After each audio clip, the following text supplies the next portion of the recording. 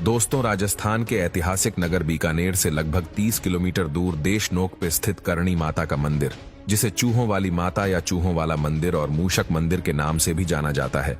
माना जाता है मां जगदम्बा का साक्षात अवतार करणी माता, जिन्हें भक्त मां जगदम्बा का अवतार मानते हैं। उनका जन्म 1387 में एक चारण परिवार में हुआ था। उनके बचपन का नाम रिघुबाई था।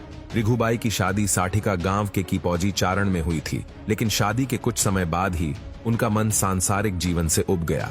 इसीलिए उन्होंने कीपौजी चारण की शादी अपनी छोटी बहन गुलाब से करवाकर खुद को माता की भक्ति और लोगों की सेवा में लगा दिया। जन कल्याण, अलौकिक कार्य और चमत्कारी शक्तियां के कारण रिघुबाई को करणी माता के नाम से स्थानीय लोग पूजने लगे।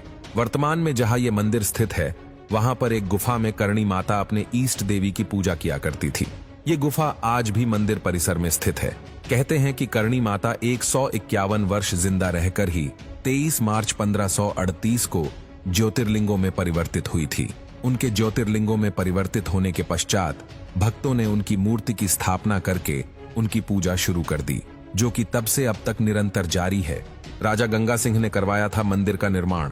करणी माता बीकानेर राजघराने की कुल देवी हैं। कहते हैं कि उनके ही आशीर्वाद से बीकानेर और जोधपुर रियासत की स्थापना हुई थी।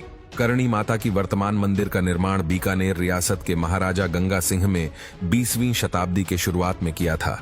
इस मंदिर में चूहों के अलावा संगमरमर के मुख्य द्वार पर की गई उत्कृष्ट कारीगरी, मुख्य द्वार पर लगे चांदी के बड़े बड़े किवाड़, माता के सोने के छत्र और चूहों के प्रसाद के लिए रखी गई चांदी की बहुत बड़ी परात भी मुख्य आकर्षण है।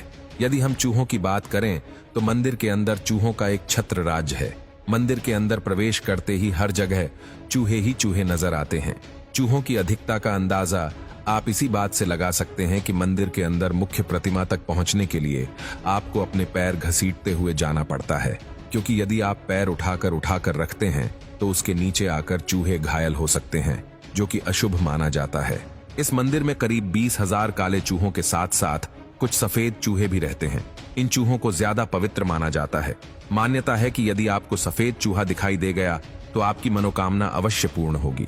इस मंदिर के चूहों की एक विशेषता और ये है कि मंदिर में सुबह 5 बजे होने वाली मंगल आरती और शाम को 7 बजे होने वाली संध्या आरती के वक्त अधिकांश चूहे अपने बिलों से बाहर आ जाते हैं। इन 2 वक्त चूहों की सबसे ज्यादा धामा चौकड़ी होती है। यहाँ पर रहने वाले चूहों को कावा कहा जाता है। माँ को चढ़ाई जाने वाले प्रसाद को पहले चूहे खाते हैं और फिर उसे बांट दिया जाता है। चील, गिद्ध और दूसरे जानवरों से इन चूहों की रक्षा के लिए मंदिर में खुले स्थानों पर बारीक जाली लगी हुई है। करणी माता के मंदिर में रहने वाले चूहे माँ की संतान माने जाते हैं।